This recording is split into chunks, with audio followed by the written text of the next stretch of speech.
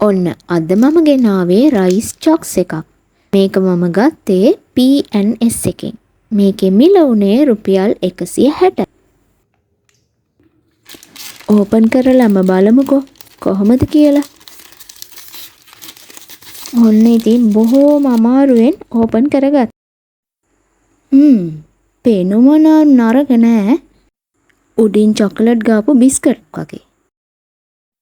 තව පොඩ්ඩෙන් වැටෙනවා.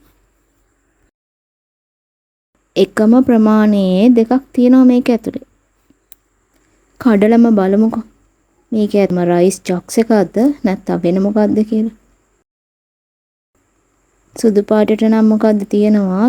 වටේ චොකලට් ගාලා තමයි තියෙන්නේ. බලමු මේක ඇත්තටම රයිස් චොක්ස්ද කියලා. මේක ඉතින් කාලම තමයි බලන්න වෙන්නේ රයිස්ද කියලා. කාලා බලමු. මේක නිකන් හරියට පොප්කෝර්න් වල චොකලට් ගාලා වගේ. චොකලට් තවරපු පොප්කෝර්න් වගේ. චොකලට් එකේ නම් හරිම රසක් දැනෙනවා. පොප්කෝර්න් එකේ නම් එච්චරම රසක් දැනෙන්නේ නැහැ. මම මේකට දෙනවා 10න් 5ක් වගේ. ඔයාලා try කරලා බලන්නකෝ. try කරලා කමෙන්ට් එකක් දාන්න.